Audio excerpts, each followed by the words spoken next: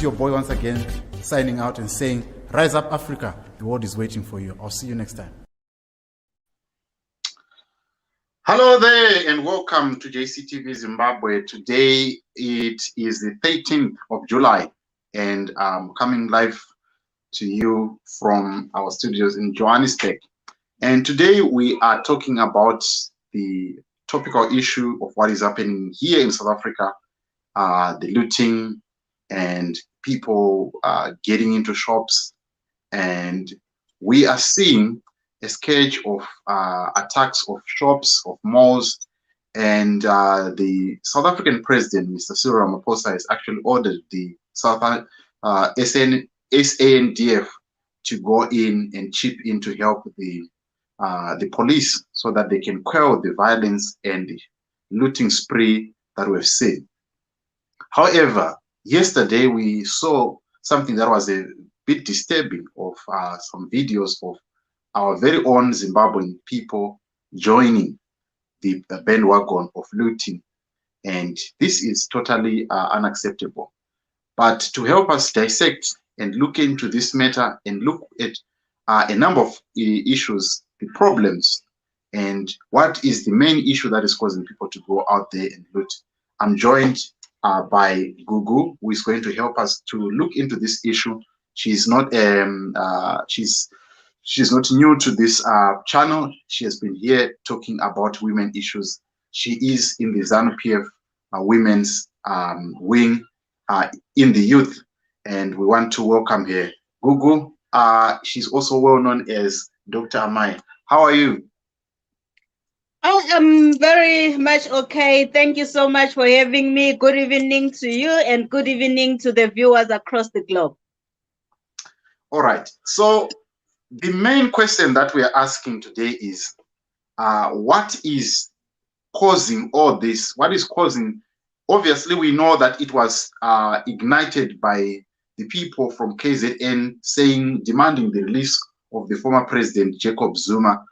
And then it ended up, the torching of trucks. And now we are seeing it spilling over here to Gauteng. And this is what we are seeing happening. What is the main cause? What are the underlying issues that probably have not been addressed? What is your thoughts on this whole issue that we are seeing unfolding before our eyes? Well, South Africa, like any other African country, like Zimbabwe, for example, is facing the same, we are all facing the same challenges. And our main challenges are not the citizens. Our main challenges are government-centered. We have got governments that are selfish, egocentric, self-centered, that basically, in short, we have got the liberators that have turned into oppressors. Now, what is happening in this situation in South Africa? As much as it started as a Zuma, a free Zuma campaign, it is no longer a free Zuma campaign. The free Zuma campaign is just the tip of the iceberg of the challenges that the black child is faced with in Africa. We see people looting. That's not a free Zuma campaign. People are looting because they are languishing in poverty. They are languishing in unemployment. These are riots that are driven by hunger, which the government needs to address. Addressing the issues that you see on top is not going to solve anything. The government needs to go down and attend to the root problems of our communities. We see inequality. We see food security. People have been on lockdown since last year, March or April. That's almost a year. Many of them have lost jobs. Now, I'm not trying to justify people looting, because also when they are looting, you are going to loot ShopRite. Your father works at ShopRite. So from tomorrow, your father does not have a job. So it means basically all of you at home are now sitting unemployed. The little that your father was bringing is no longer coming. So looting here is not the solution. I think people are now promoting thuggery and criminality. And I think the police need to crack down on the elements of crime there. We cannot condone looting and, other people's shops. It doesn't work that way. No matter how hungry you are, no matter how unemployed you are, no matter how poor you are, it does not justify you engaging into a crime. But one might say that you are speaking of hunger, but one might say, look, we see people that are looting TVs, that are looting your fridges. I saw there was another video that was actually trending yesterday of a gentleman who was trying to fit in a Sinotech into his car. Definitely somebody who is having a car, who is having a Mercedes-Benz. We can't classify those people as people who are hungry. Look, looting does not justify the problems that the society is faced with. Looting is an element of criminality, and everybody who is looting must be arrested, because when you are looting, you are destroying another person there. So the government needs to come down and protect the business owners. It is wrong to loot. We cannot condone it. There is nothing. There is no societal issue that can justify what is happening currently. It's just simple wrong. I understand people are hungry. I understand people are unemployed. There is inequality. There is everything. But all those issues, they don't justify one engaging or becoming a criminal. It does not work like that. Two wrongs never solve a right. I still believe in engagement. Earlier on, I spoke to you about this video, which I was actually narrating of what is happening.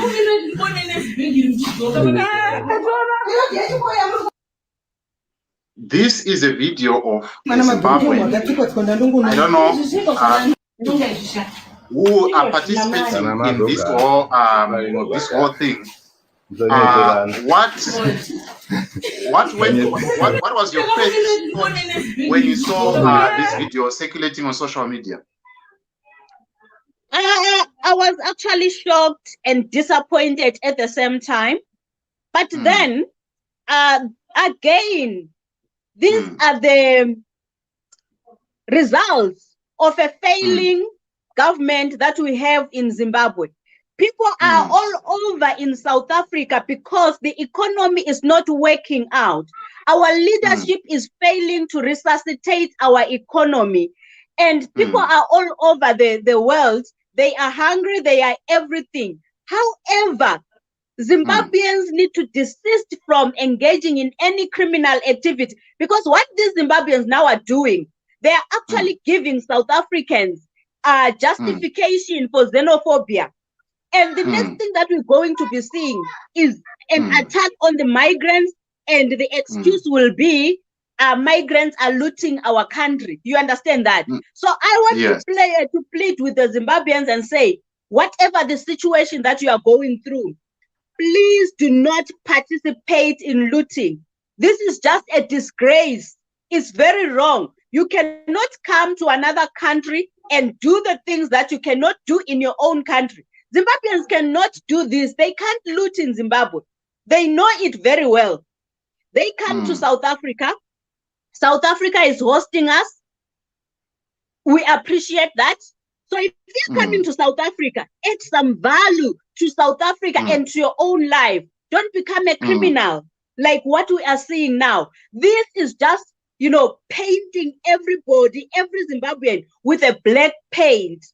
Some of us are academics, and when it's being said out there, they are not going to say, but Gugu is an academic. No, they are going to say Zimbabweans, meaning I'm part of these people that were looting, yet I was sitting in my house, which is very wrong. Zimbabweans need to desist from participating in criminal activities in a country that is hosting them, that is being good to them. Zimbabwe, they ran away from their own home. So if they can't fix their home, they shouldn't destroy another country. It's as simple as that. There you have it, viewers and listeners. We're here on JCTV Zimbabwe. We are talking about this burning issue of what is happening right now in South Africa. And a lot of you are condemning the acts of looting and thuggery that we saw yesterday with the video of individuals that were actually, praising themselves for being part of the loot. And we're in discussion with Gugu Ncube, and she is unpacking what is happening and telling us her thoughts on this topical issue. Now, let's look at what is actually happening in the past 24 hours. We have seen that there are people who have taken into their own hands to kind of like protect their own communities. But in the end, we've seen that there are people who are beating up black people in the parts of KZN, and some of them I saw a video which was a bit disturbing of people that were being their sheikhs were being burnt. What do you think that this is going to create a bigger problem than what we are seeing right now in terms of the racial wars or something like that? Do you think that this is going to end well? Should people take law into their own hands and start to do such acts of violence? Taking law into your own hands is never the solution. Not now, not ever. Like I said, these are just the tips of the iceberg. They are bigger problem. We might deny it as a society, but South Africa is still under the yoke of racism. That one is a fact. The economy is still run by a white man, by Indians. That is a fact. So when a white person and then an Indian start attacking a black person, black people start thinking of, the apartheid time. They make black people to start feeling like, oh, we are being attacked again in our own land. This is not going to happen. Now black people are going to also fight back, which is what we don't want. We don't want people now starting to clash and going back to, we don't want the return of the apartheid. We are done with that, and we are done. It's a case closed. People need to learn to respect diversity. The Indians that were beating black people, they are wrong. I'm expecting that by now they should be logged by the police. If they are still roaming around the streets, I don't know why the police, how the police will justify that. Because there is no way that can be a justifiable act in a democratic society. Even them, the black people also, they must respect other people's shops. You cannot leave your house. You go and attack an Indian shop or a white man's shop, and you expect them to sit back, fold their hands, and look at you. So in this case, both parties are wrong. The black people went out to attack those shops, and the Indians and the whites, they now are forced to protect their own shops through violence. Look at this. This is very wrong. We cannot have an Africa like this in this century.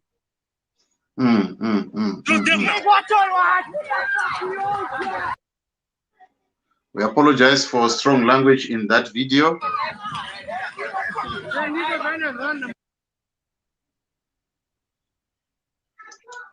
All right, as we continue the discussion, obviously the internet is a bit lagging there. However, then we come to your thoughts about the incarceration of the former president, Jacob Zuma. What is your thoughts, and what do you think?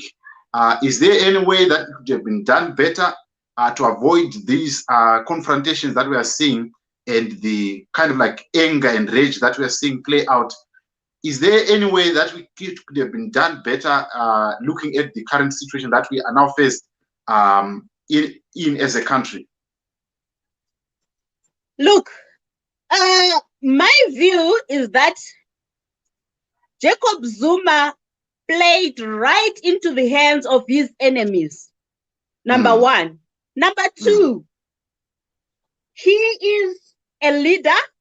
He is a former president. He is a role model. He is somebody who has got influence.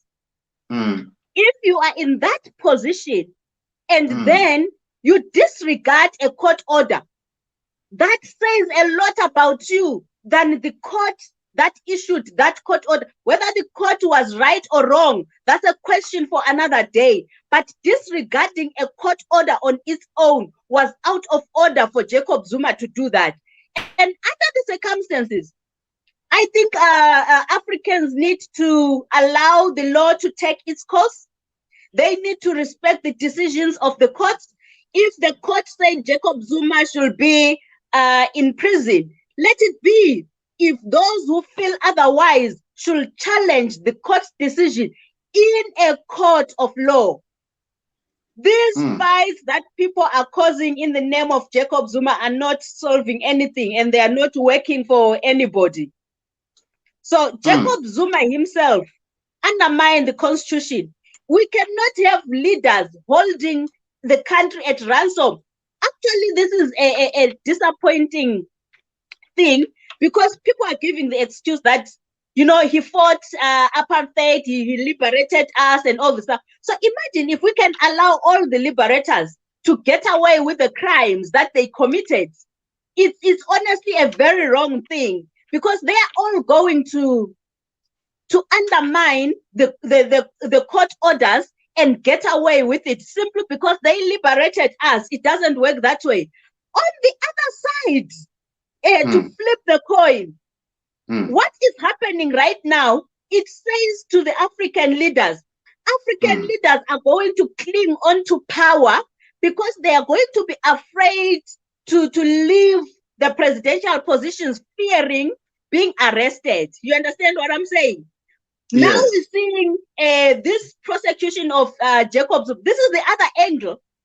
We're seeing this prosecution of Jacob Zuma happening under Cyril Ramaphosa. One can argue and say the Cyril Ramaphosa might not want to leave power because he knows there are cases waiting for him. The Marikana people might come up with all those cases, and he will also be incarcerated. So what is happening to Jacob Zuma, this is the second angle, is also encouraging African leaders to cling on to power because they are afraid that they are going to be prosecuted. So we need to look at it from both angles. But my final view is that Jacob Zuma made his bet and he must sleep on it. There is no leader that should disregard a court order. That reminds me of Umamthuli Madonsela, where she says, some are leaders, but some, they are misleading. This is exactly what I see of Jacob Zuma at this point. He's misleading the public. He's actually saying to the young people, next time you disregard the court orders. I can tell you, if Jacob Zuma is released in any way outside the court, I'm going to be one of the first people that are going to disregard any upcoming court orders, because nobody's above the law. And if Jacob Zuma is treated with preferences, then it therefore means I can as well as disregard a court order and give the excuse that I'm a woman, I'm an academic, I'm this and this, I'm Gugu, which doesn't work. We can't have an animal farm kind of a country. So there has to be some sanity of a bit. So I think Jacob Zuma should be in prison until the court decides otherwise. Everything has to be done through the courts. But one can say, wait a minute, we have, I put this gentleman on screen. This is a NASPA's boss. We know NASPA's, they are the ones that control DSTV, most of the media houses here. He was requested to come to the Commission of Inquiry, and we are told that he refused to go there. Why was the law not applied the same way Jacob Zuma is facing? Why is it seemingly like there is an application of the law depending on your race? And there is an argument about P.W. Botha that there is he was called to come to the Truth and Reconciliation Commission, and he refused, and he was then charged by the court. He was only given an option to pay fine, and the court the sentence was suspended. Why wasn't the sentence suspended for Jacob Zuma? Because of his age, because he's 79 years old. He will be 8 years in less than a year, and if he is to serve the full sentence of 15 months, it means that you serve until he's 80 years old. Why didn't the court consider all that, looking at the age of Jacob Zuma? Now, and also why, maybe just also answer the issue of this gentleman that is on the screen. Okay. I'm going to first respond to the issue of de Klerk. I'm sure that that's the one that you are referring to. Am I right? You correct me there if I'm wrong. I'm referring to NASPA's boss, the one who was called to the state capture inquiry, and he refused. This happened last year, and he has not appeared. There was no court order against him. He has not been charged with contempt of court. And that is issue number one. But Zuma was requested. He asked for the recusal, or he did not refuse to come. He actually asked for the recusal of Justice Zondo to come. But now, why? Yeah, go ahead. Right. First of all, you mentioned I'm coming to the NASPA's boss, right? I'm coming to him. First of all, let's look at the one that you mentioned of. There was somebody else who was charged and who was given suspended sentence and made to pay fine, right? Now, you need to understand that number one. Botha, right? Number one, the two appeared before two different judges. That is number one. Number two, if you steal a sweet and you are sentenced to 6 months in prison, and I steal a sweet, it doesn't necessarily mean that I will also be sentenced to 6 months. 6 months may be the minimum or the maximum sentence that is prescribed. Now it depends with the judge. What decision did the judge make on that day? In what mood was the judge? As long as the judge is within the prescriptions of the crime, the judge is fine. Whether it's a fine or it's a imprisonment, the judge will be fine as long as the sentence is within the confines of the law, right? Number two, you spoke about Jacob Zuma's age. I'm actually so disappointed. People making excuses of Jacob Zuma's age. Jacob Zuma should have thought of his age before disregarding the court order. If you know you are aged, you respect the law. You respect the court order. You do not undermine the court order and later on tell us that, look, I am aged. Aged people should be having enough wisdom to respect the courts of the land, right? Now let me come to the next part, boss. I have to agree with you that in this case, it is a good point for Advocate Dalimpo to use in courts. It's actually a bonus for him to argue using it in court so that he can secure Jacob Zuma's release. I really agree with you. And there is a very good point there. Why was this one not summoned? But again, for Jacob Zuma to ask for Justice Zondo to recuse himself, Jacob Zuma is the one who formed this commission. He's the one who appointed Judge Zondo. Now he wants Judge Zondo to recuse himself. So when he was appointing Judge Zondo, from where I'm sitting, it says, when he was appointing Judge Zondo, he actually expected Judge Zondo to dance to his tune, to go with whatever he says.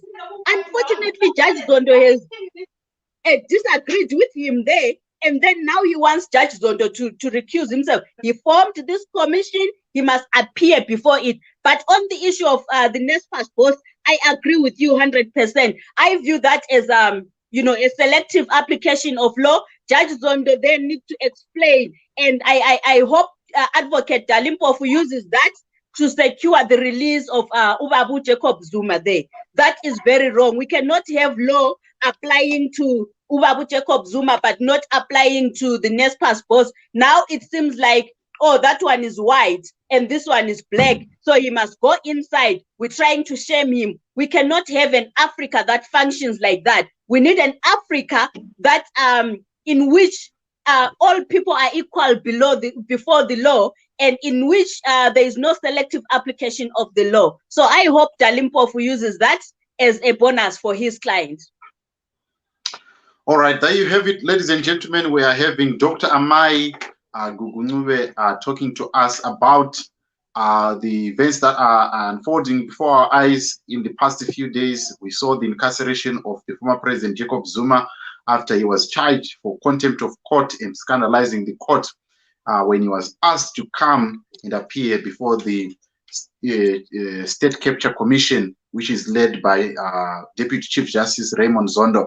So as we wrap up this conversation, Gugu, there is also one thing that I thought probably it's a conversation that people are talking about in the social media street, that we look at the State Capture Commission that has been set up, and they are talking about the money that was looted during the years of Jacob Zuma being around 49 billion rands.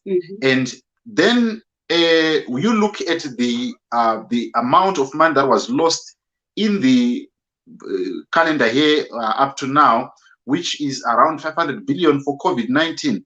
And some people are saying that you can't be arresting Jacob Zuma for a paltry 49 billion compared to the 500 billion, which 40% of that money is still accounted for. What is your thought about that? Because they are saying that the current sitting president has got actually more answers that he must give to the people on the COVID-19 money and other things, other monies that are not accounted for. What do you have to say about that conversation that people are talking about? I have to agree with the people there on the fact that Comrade Cyril Ramaphosa has got, he needs to give answers regarding that issue. I think this is also what we are seeing in Zimbabwe with Comrade Idim Nangagwa. The two of them are not what we anticipated, what we looked for, what we expected of them, both in South Africa and Zimbabwe. They both tend to be just the opposite of what we were expecting from them as comrades and as new leaders for both South Africa and Zimbabwe. Now, on the issue of Jacob Zuma shouldn't be arrested because he stole a small amount of money, I don't agree with that. If you steal, you have stolen. You can steal 10 rand. You must be arrested for stealing 10 rand. The person who also steals 100 rand, they must be arrested for stealing 100 rand. The two are thieves. The difference is just the amount of the money that they stole. But the fact stands that both of them are thieves and they must both face the long arm of the law. So I have to say to the people, in that regard, let the law take its course. Cyril Ramaphosa is having his day also coming, hopefully. And as much as I hope also Idim Nangagwa has his day also coming in Zimbabwe. And yeah. All right. You you are bringing something that probably gets interesting. Have you at all lost faith in your leader that is going to turn around the fortunes of Zimbabwe, Mr. Idim Nangagwa? Have you at all lost faith that there is hope for Zimbabwe since he assumed power in 2017? Look, you would remember that in South Africa, I'm one of the women that are actually were actually known as an ED. Well, people used to say I'm garwerized, I'm crocodized. Do you understand what I'm saying? I'm one of the people who defended ED, took all the bullets for him and all the stuff. But I must say to ED, if he's listening to me right now, Your Excellency, with all due respect to you, you have failed. We have got many young people languishing in drugs. We still see unemployment high. We see Chinese chasing away our own citizens from our own land. My president, you have failed me. I supported you, I defended you, but you have failed me. We see the president, my president, dining with people like Mike Chimombe that are raping women day and night, that are sleeping with young girls as young as 16. Mike is making them wives. The president has become a friend of Mike, the women abuser. There is no protection for a girl child in Zimbabwe. Mr. President, where should we run to if you are dining and whining with our abusers as young women and young girls? We see my president dining with smugglers like Passion Java, fake prophets like Passion Java. Mr. President, zvamurikuita hazvina hunhu, hazvina tsika, zvinokudzikisirai hunhu hwenyu. It lowers your standard, it lowers your dignity. You have lost all the founding values of ZANU-PF. And if you are listening to me right now, I want to plead with you, go back to the founding values of ZANU-PF, in which it was all about our masses. It was all about our people, not a self-centered leader. You have turned into the opposite of what I expected from you, Mr. President. If you are listening, calm down and see what is happening. You are failing the citizens of Zimbabwe. Thank you.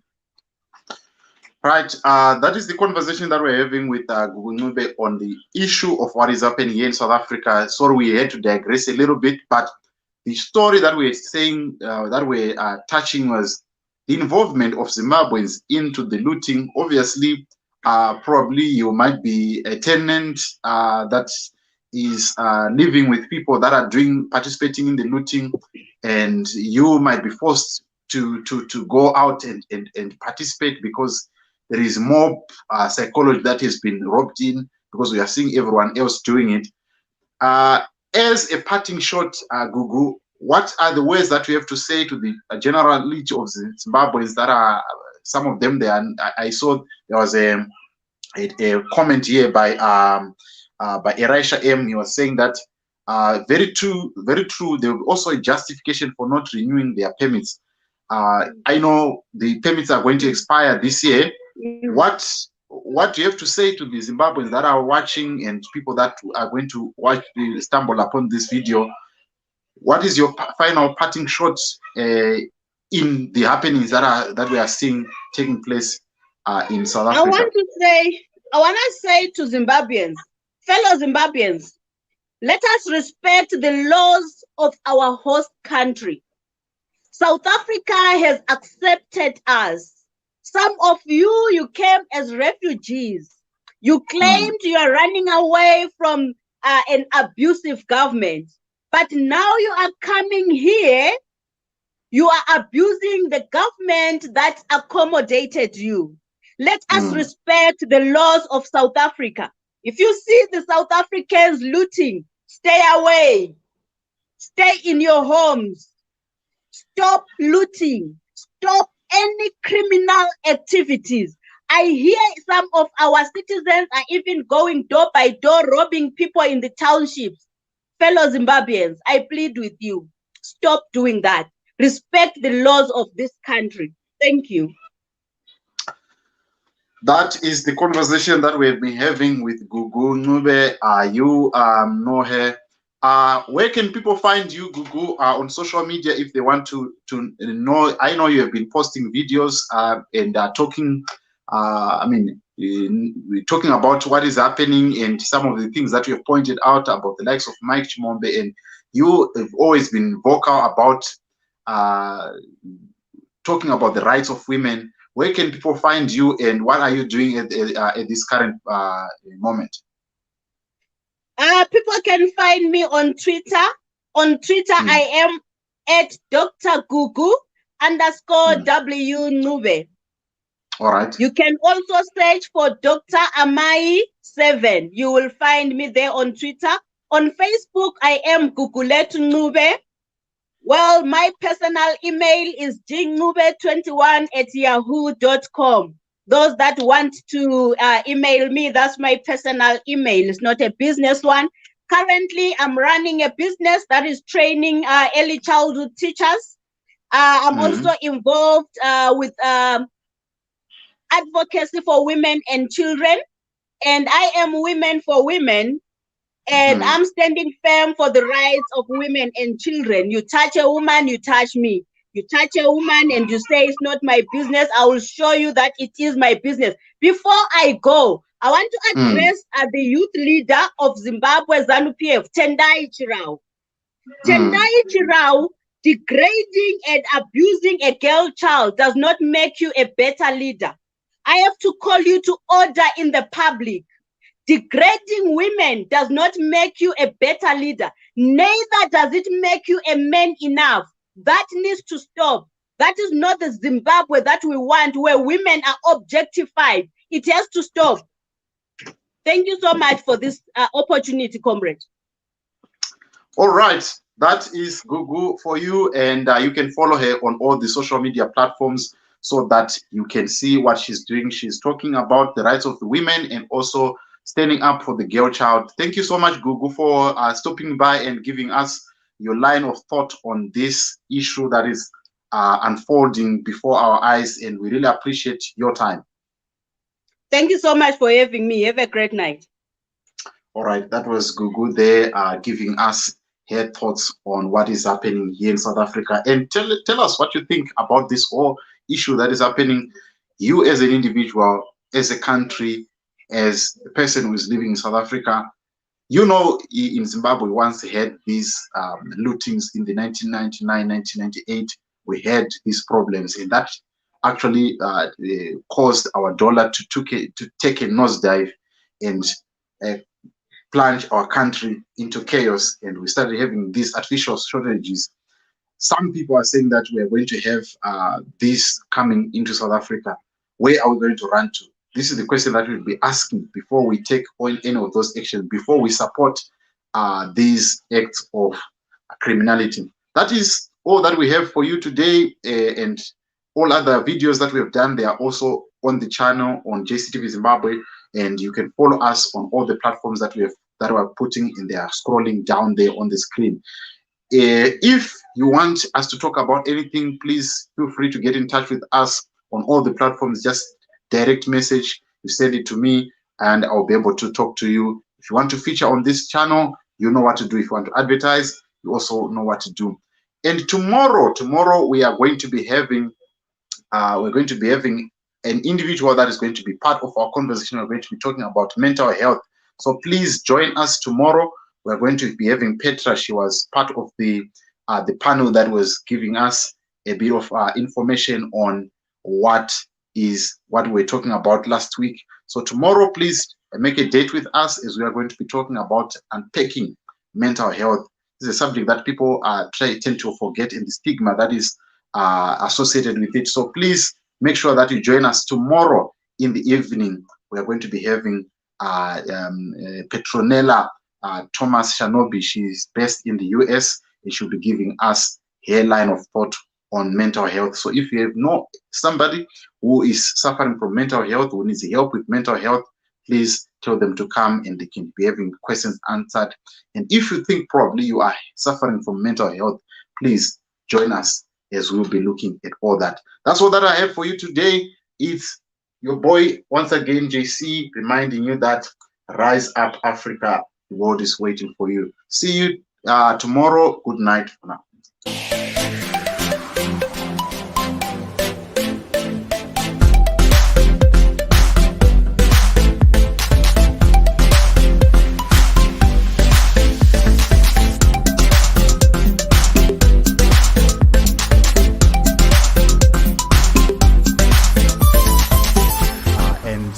Your boy once again signing out and saying, rise up.